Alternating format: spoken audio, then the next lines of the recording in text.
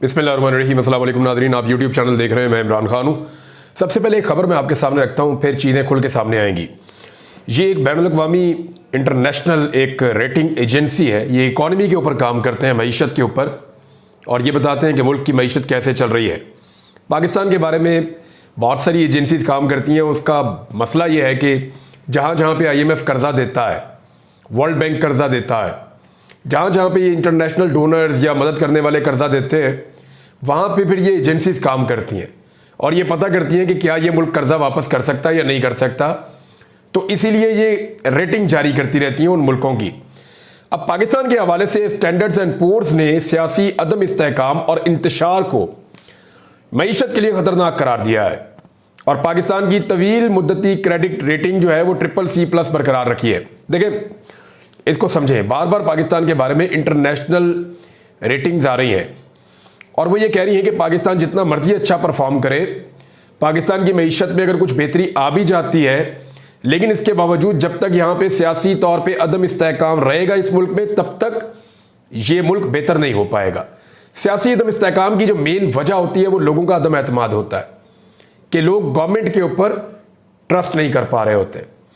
अब ज़रा एक चीज़ पे हमें गौर कर लेना चाहिए, पहले समझ लेना चाहिए। बाज़ औक़ात आपको ऐसी रेटिंग्स मिलती हैं इंटरनेशनली बैनुल-अक़वामी इदारों की तरफ से कि आपको लगता है कि आपके मुल्क की मईशत बेहतर सिमत में जा रही है। तो याद रखिएगा कि अगर कोई मुल्क अपने लोगों का ज़्यादा खून निचोड़ रहा है, अपने लोगों से ज़्यादा टैक्सेस ले रहा है, अपने लोगों को ज़्यादा दबाव में डाल रहा है, उनका खून पसीने की कमाई के अंदर से बड़ा हिस्सा निकाल रहा है और वो मुल्क जमा करता चला जा रहा है, तो उसकी मईशत के लिए बेहतर है।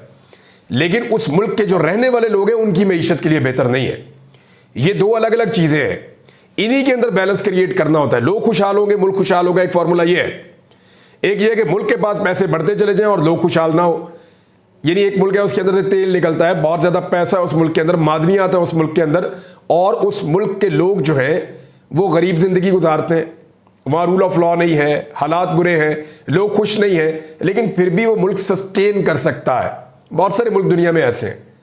लेकिन जिन मुल्कों के अंदर लोग कमाते हैं और मुल्क उनमें से हिस्सा लेता है, उनकी कमाई में से टैक्स के तौर पे, वहाँ पे फिर एक बैलेंस क्रिएट करना पड़ता है। तो पाकिस्तान में अनफॉर्चुनेटली इस वक्त हुकूमत जो पैसा इकट्ठा कर रही है वो गरीबों की जेब पर डाका डालकर इकट्ठा कर रही है। यानी 2100 अरब रुपया तो हम दे रहे हैं सिर्फ IPPs को कैपेसिटी पेमेंट की मद में। जो बिजली कभी बनी नहीं उसका पैसा हम 2100 अरब रुपया हम भर रहे हैं। इसी तरह हुकूमत रोजाना जो है वो लोकल बैंकों से बहुत बड़े पैमाने पे कर्जा भी ले रही है।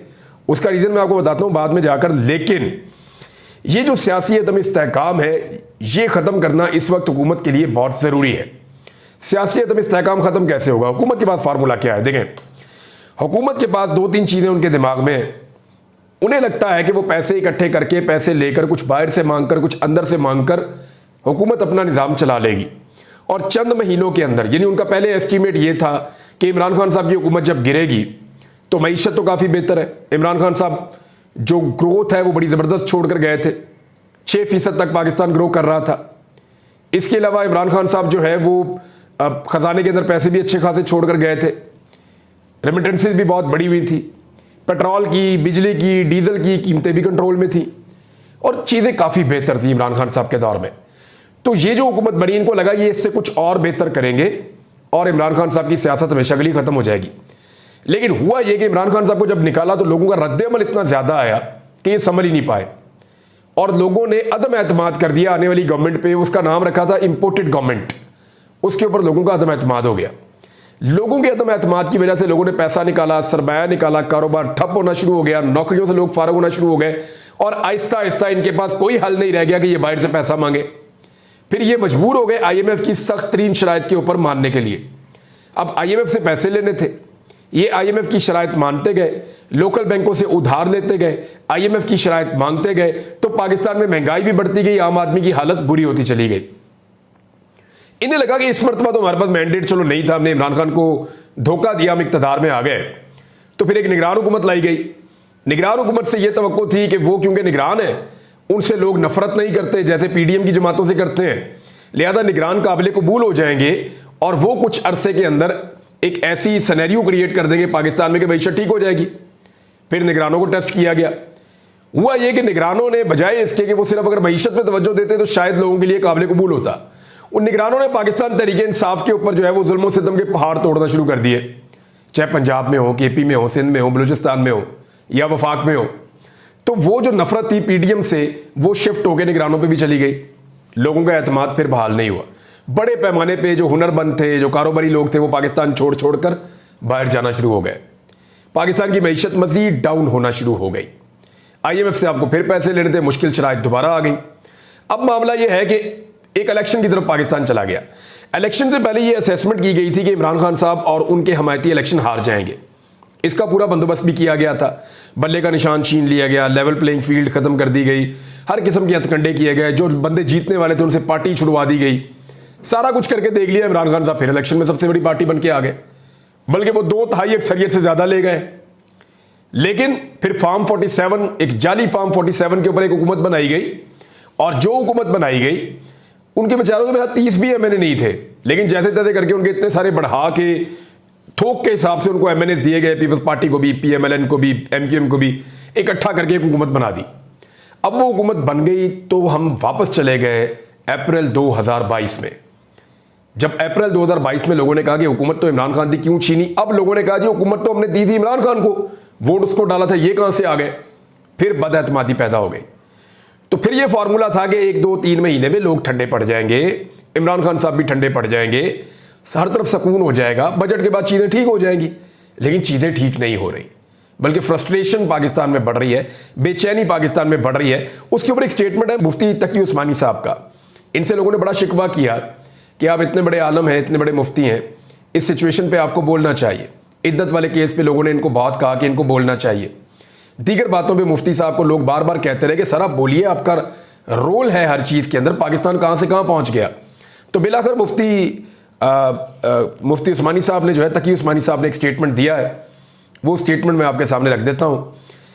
उसका एक हिस्सा उन्होंने कहा कि ये समझ लीजिए कि किसी शख्स को या किसी इदारे को एक हद तक ही दबाया जा सकता है। एक हद ऐसी आती है कि जिसके बाद वो दबना कबूल नहीं करता। मुझे डर लगता है कि कहीं वो हुकूमत के और फौज की तरफ से इन इकदामात के नतीजे में वो हद ना आ जाए। ये मुफ्ती तकी उस्मानी का पाक फौज के तर्जुमान के बयान पर रद्द अमल। यानी मुफ्ती तकी उस्मानी ये कह रहे हैं कि दबाव एक हद तक डालिए, दबाव बहुत बढ़ता चला जा रहा है, इससे आगे जब दबाव बढ़ेगा, मैंने इसको पढ़ा, सोशल मीडिया भी मुझे ये मिला, मैंने फिर उनका ये बयान सुना भी, लेकिन रद्द अमल उनका किस बारे में था ये साको सवाक मुझे आइडिया नहीं है। लेकिन उन्होंने ये कहा कि दबाव एक हद तक डालना चाहिए हुकूमत को और फौज को। अगर ये ज़्यादा इकदामात होंगे, ज़्यादा दबाव बढ़ेगा, तो फिर हो सकता है लोग दबाव कबूल ना करें और एक नई सूरत हाल से हम दो चार हो जाएं। तो मुफ्ती साहब भी ये कह रहे हैं। अब हुकूमत को ये लगता था कि इमरान खान साहब और पब्लिक जो है वो आहिस्ता आहिस्ता ठंडे हो जाएंगे और हमारी हुकूमत को मकबूलियत मिल जाएगी, लोग कहेंगे जी ठीक है। इसी चक्कर में ये हुकूमत जो है, यानी 3-4 चीज़ें अपने दिमाग में रख के बैठी हुई थी इलेक्शन के बाद, जाली हुकूमत बनाने के बाद। एक इनके दिमाग में यह था कि तहरीक इंसाफ अपनी मकबूलियत खो देगी, वो तो हुआ नहीं। दूसरा यह था कि मुल्क की मईशत में कुछ सुधार आ जाएगा, वो भी नहीं इनसे हो सका। फिर इनका ये है कि किसी तरह करके कुछ भी करके हम कर्जा लेके चलाते रहते हैं, टाइम गुजरता जाएगा, लोग आहिस्ता आहिस्ता ठंडे हो जाएंगे। तो वो जितना कर्जा लिया वो भी चढ़ गया। यानी 45 दिनों में इन्होंने जो कर्जा लिया वो 72 अरब रुपए रोजाना के हिसाब से लिया, यानी 3231 अरब रुपया इन्होंने कर्जा ले लिया। इतना बड़ा कर्जा इन्होंने लिया जो 11 अरब डॉलर से ज्यादा बनता है सिर्फ 45 दिनों में। IMF से भी इन्होंने एक मुश्किल तरीन डील कर ली, लेकिन इसके बावजूद मुल्क में स्टेबिलिटी नहीं आ रही, बल्कि पाकिस्तान तहरीक इंसाफ जलसा करना चाहती है, ये करने नहीं दे रहे। ये जो इनका खौफ है ना, यही असल प्रॉब्लम है। जब तक इमरान खान से डरते रहेंगे, तहरीक इंसाफ से डरते रहेंगे और उसके मुकाबला करने का नहीं सोचेंगे, तब तक इनके हालात ऐसे ही रहेंगे। देखिए, एक जलसा इमरान खान की पार्टी को नहीं करने देते, प्रॉब्लम क्या है, करने दे, कोई फर्क नहीं पड़ता। बाकी पार्टियां भी जलसे करती हैं, इमरान खान को भी करने दे। ये मरियम नवाज ने जलसे किए हैं, नवाज शरीफ ने जलसे किए हैं, अभी तरीके लबैक वाले आए, वो जलसा भी किया, धरना भी किया, क्या फर्क पड़ा। जमात इस्लामी ने इतने जलसे किए, धरना भी देकर बैठे हुए, कोई फर्क नहीं पड़ा। फजल रहमान साहब जलसे करते हैं, धरने देते हैं, कोई फर्क नहीं पड़ा। तो पाकिस्तान तहरीक इंसाफ अगर जलसा कर लेगी तो क्या होगा, 2-4-5 लाख लोग इकट्ठे हो जाएंगे, वो आएंगे, जलसा करेंगे, अपनी बात करेंगे, उनका मैसेज पूरी दुनिया में जाएगा। इदारों को, पाकिस्तान के अंदर सारे महकमों को, पाकिस्तान की हुकूमत को, पाकिस्तान की आवाम को सच पता चलेगा कि जनाब कौन कितने पानी में है। इससे और कोई फर्क तो नहीं पड़ेगा। और अगर होगा भी तो पाकिस्तान एक नए इलेक्शन की तरफ चला जाएगा। कोई बात नहीं, मुल्कों में एक एक साल में दो दो दफा इलेक्शन भी हो जाते हैं, लेकिन वहां पे जमहूरियत चलती है और मुल्क आगे बढ़ते हैं। ये कोई अजीब चीज नहीं है जो दुनिया में पहली दफा होने जा रही है। तो जब तक तहरीक इंसाफ से, इमरान खान से डरते रहेंगे, तब तक इस मसले का कोई हल नहीं निकलेगा। अब प्रॉब्लम जो है वो काजी फायद ईसा साहब वाले मामले पे आ गया। अभी कुछ इतलात के मुताबिक, ये मैंने कुछ दीगर जर्नलिस्टों से ये बात सुनी है, और वो ये बता रहे हैं कि एक वफाकी वजीर ने पहले और एक वफाकी वजीर ने अब, और ये दोनों बड़े सीनियर लोग हैं। कहा जाता है कि एक एहसन इकबाल साहब हैं और एक ख्वाजा आसिफ साहब हैं, और इनके अलावा कुछ लोग और भी हैं। इन लोगों ने वज़ीर-ए-आज़म पाकिस्तान पर दबाव डालना शुरू किया है और इस्तीफे की धमकी तक दे दी है। क्या वाकई ऐसा है? देखिए, प्रॉब्लम इन लोगों के साथ ये है कि अगर काजी फायज़ ईसा साहब रिटायर हो जाते हैं तो उनकी रिटायरमेंट के बाद, ख्वाजा आसिफ तो अपने मुंह से कई मरतबा कह चुके हैं कि काजी साहब की रिटायरमेंट के बाद जो अगले जज जाएंगे तो उसके बाद तो मामला ही बदल जाएगा, उसके बाद तो हमारी हुकूमत ही चली जाएगी, उसके बाद तो जो है वो ट्रिब्यूनल से हमारी सीटें फारग होना शुरू हो जाएंगी। तो इस बात का इनको डर है। हुआ ये था कि शहबाज शरीफ साहब ने जितने भी लोगों को जाली फॉर्म 47 पर जिताया गया है, उन सबको ये गारंटी दी गई थी कि आप लोगों को फारग नहीं होने देंगे हम। यानी जितने एमएनएज फॉर्म 47 जाली वाला कबूल कर चुके हैं, जिन्होंने कहा ठीक है जी हम हार गए इलेक्शन, लेकिन आप हमें झूठी मूठी जितवा दें, वो जितने एमएनएज को फेक इलेक्शन में जितवाया गया है, उन तमाम एमएनएज के साथ ये वादा भी है कि जनाब आप इन सीटों के ऊपर रहेंगे। अब कोई नया बंदा हो ना तो वो कहता है ठीक है जी मेरी सीट रही तो रही, ना रही तो कोई बात नहीं, रोला डाल दूंगा, दोबारा इलेक्शन लड़ दूंगा। लेकिन ये जो बड़े बड़े एमएनएज हैं जो कई कई मरतबा वजीर रह चुके हैं, बड़े लीडर हैं अपने इलाकों के, उनका ये कहना है और वो इस वजह से दबाव डाल रहे हैं कि जनाब हमारी तो बहुत बेइज्जती हो जाएगी। जैसे कि नवाज शरीफ, अगर नवाज शरीफ से सीट छीन लेती हैं यास्मीन राशिद साहिबा तो उनकी क्या इज्जत रहेगी। ख्वाजा आसिफ से अगर सीट छीन लेती हैं रेहाना डार साहिबा तो वो तो मुंह नहीं दिखा सकेंगे अपने हल्के में। और अगर इसी तरह एहसन इकबाल साहब की सीट भी छिन जाती है और जो बाकी बड़े बड़े एमएनएज हैं उनकी सीटें अगर छिन जाती हैं तो वो किसको मुंह दिखाएंगे। अता तारड़ की चलेगी, चलो खैर है, दोबारा इलेक्शन लड़ देंगे, कौन सा कोई इतना बड़ा सियासी कद है। अलीम खान की चलेगी तो कोई बात नहीं, खैर है, दोबारा इलेक्शन लड़ देंगे, या नहीं भी लड़ेंगे तो अपना कारोबार करते रहेंगे, वो कोई इतना बड़ा सियासी कद नहीं है। मामला जो है उन लोगों का है जो कई कई मरतबा वजीर रह चुके हैं और बुरी तरह इलेक्शन हारने के बावजूद उन्हें जाली फॉर्म 47 के ऊपर एमएनए बनाया गया। उनको प्रॉब्लम यह है कि कादी साहब गए, एक्सटेंशन ना हुई, कादी साहब गए तो फिर हम भी गए। और ये बात तो ठीक है कि अगर जो ट्रिब्यूनल्स हैं, पत्तन की रिपोर्ट आपके सामने है, मैंने पिछले व्लॉग में आपको पढ़ के सुनाई है, अगर ट्रिब्यूनल्स ने हक और सच के साथ फैसला किया तो फिर ये गए। मैं एक चीज़ और आपके सामने रखता हूँ नाज़रीन। एक तो पाकिस्तान तहरीक इंसाफ का जो सेक्रेटेरिएट है वो दोबारा डी सील हो गया। पहले सील कर दिया था उसको, फिर वो खुल गया था, फिर दोबारा सील कर दिया उसको, फिर वो खुल गया अब दोबारा। लेकिन इस मरतबा वो कह रहे हैं जी पुलिस हमारा इतना सामान चोरी करके ले गई है, हम डकैती का पर्चा इनके ऊपर करवाएंगे। वो अदालत से रुजू करेंगे और डकैती का पर्चा करवाएंगे। इलेक्शन एक्ट तरमीमी बिल जो है वो कायमा कमेटी के अंदर पेश किया गया तो वहाँ पे पीपल्स पार्टी के लोग तो आए ही नहीं, पीएमएलएन के लोग मौजूद थे और जेयूआईएफ के लोग मौजूद थे और पीटीआई के लोग मौजूद थे। तो ये 4 के मुकाबले में 6 से पीएमएलएन ने इसको मंजूर करवा लिया। ये वो बिल है जो इलेक्शन एक्ट के अंदर बार बार तरमीम करते रहते हैं। मैंने आपको एक व्लॉग पहले भी इसके बारे में बताया था कि ये इसलिए कानून को तब्दील करते हैं कि सुप्रीम कोर्ट ऑफ पाकिस्तान के फैसले के मुताबिक मखसूस नशिस्तें तहरीक इंसाफ को ना मिले, पीडीएम को मिल जाएं और पीडीएम उनके ज़रिए से 2/3 अक्सरियत हासिल करके किसी तरह भी करके दोबारा से एक्सटेंशन का मामला या कोई और मामला या 2/3 अक्सरियत के मुताबिक आइन में तरमीम करने का उनके पास इख्तियार आ जाए। तो ये है जनाब वो मामला। अब यहाँ पे जेयूआईएफ के साथ पाकिस्तान तहरीक इंसाफ पींगे तो चढ़ा रही है, लेकिन जेयूआईएफ ने यहाँ पे अपना वोट इस्तेमाल ही नहीं किया, बल्कि वो खामोश रहे और पीएमएलएन को उन्होंने जीतने दिया। अपना वोट जेयूआईएफ इस्तेमाल कर सकती थी, लेकिन उन्होंने अपना वोट इस्तेमाल नहीं किया। इसका मतलब आप समझ जाइए। हमारे नाज़रीन कुछ सहाफ़ी दोस्त हैं, मैं नाम नहीं लेता सबका, लेकिन आप सारों को जानते हैं।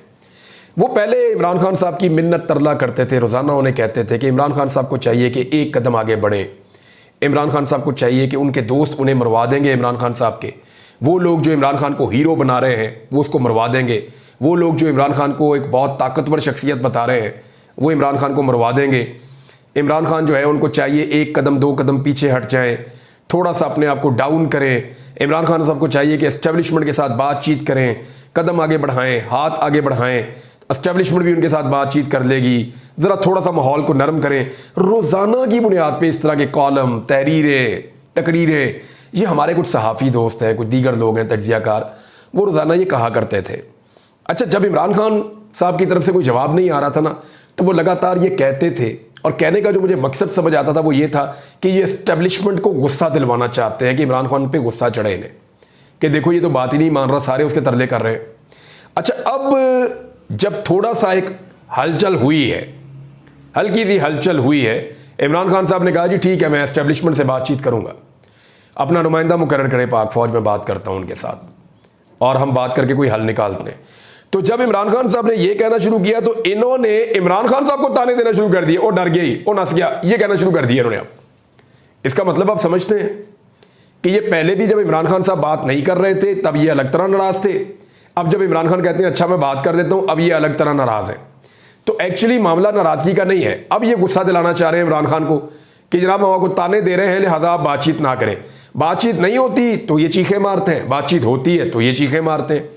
तो एक चीज तो क्लियर कर लें जो एक्चुअल है, इमरान खान ने कहा था कि मैं बातचीत, पहले दिन से वो कह रहे हैं कि मैं बातचीत करना चाहता हूं। जब बहुत बुरे हालात थे तब भी वो कह रहे थे मैं बातचीत करना चाहता हूं, लेकिन उन्होंने बार बार ये कहा कि मैं बातचीत करना चाहता हूं, डील नहीं करना चाहता। डील में और बातचीत में फर्क क्या है? ये नहीं, अगर इमरान खान साहब भी शहबाज शरीफ साहब की तरह या बाकी लोगों की तरह एक डील कर लें, एनआरओ ले लें और बात करें सिर्फ और सिर्फ करप्शन के मामला पे, तो करप्शन के केसेस तो इमरान खान पे एक भी साबित नहीं हुआ। इमरान खान अगर बातचीत कर रहा है तो अपने सारे केसेस में सुरखरू होने के बाद कर रहा है। नवाज शरीफ साहब वगैरह ने जब बातचीत शुरू की थी तो उस वक्त उनके ऊपर केसेस चल रहे थे या उनको केसेस के अंदर सजा हो गई थी। ये दोनों केसेस मुख्तलिफ हैं। नवाज शरीफ साहब अपने केसेस का आज भी जवाब नहीं दे पाए, वो फ्लैट वहीं पे है, वो नहीं बता पाए कैसे बने, कोई मनी ट्रेल आज भी नहीं है। इमरान खान साहब ने सारी चीज़ों के जवाब आज तक दिए हैं। तो एक तो ये फ़र्क है। दूसरा, इमरान खान ने अपने लिए कोई कानून तब्दील करने का नहीं कहा, उन्होंने कोई एनआरओ लेने का नहीं कहा, या इमरान खान साहब की कोई ऐसी डिमांड नहीं है। या तो फिर इमरान खान साहब भी कहेंगे मुझे गोद में बिठाया जाए, मेरे लिए धांधली की जाए, मेरे लिए 2 नंबरी की जाए, मुझे भी फॉर्म 47 दिए जाएं, तो इसको तो फिर आप डील कहेंगे। लेकिन अगर इमरान खान साहब बातचीत ये करते हैं कि मुल्क को आगे बढ़ने देते हैं, अदालतें फैसले कर लें, कि ट्रिब्यूनल देख लें कि सीटें किसकी हैं, हमारी होंगी तो हम हुकूमत में आ जाएंगे, और अगर इनकी हैं तो फिर ये हुकूमत करते रहें, हमें लेवल प्लेइंग फील्ड दे दें, हमें आज़ादी इज़हार राय दे दें, और हमारा मैंडेट हमें वापस मिलना चाहिए। अगर तो वो ये बात करता है तो फिर तो आईनी और कानूनी बात है। लेकिन अगर इमरान खान साहब भी उसी तरह डील मांगते हैं तो वो एक अलग बात है। लेकिन ये लोग जो शोर मचा रहे हैं, इसका मतलब क्या है? इसका मतलब यह है कि इमरान खान साहब खड़ा हो तब इनको एतराज़ है, वो बैठ जाए इनको फिर एतराज़ है। तो इन्होंने कभी भी ये बाजा बंद नहीं करना। तो मेरे ख्याल में पॉलिटिकली इमरान खान साहब को जो चीज़ बेहतर लगती है वो उन्हें करनी चाहिए। लेकिन एक चीज़ मैं क्लियरली बता दूं, अगर ये तासुर आया या ये हुआ कि इमरान खान ने उस तरह डील की है, बातचीत नहीं की, डील की है, जैसे नवाज शरीफ ने की, जरदारी साहब ने की, बेनज़ीर भुट्टो साहब ने एनआरओ किया था, जैसे शहबाज शरीफ ने की, तो फिर इमरान खान साहब की सियासत जो है उसको बहुत बड़ा डैमेज होगा। अब तक के लिए इतना ही। अपना ख्याल रखिएगा, अपने इस चैनल का भी। अल्लाह हाफ़िज़।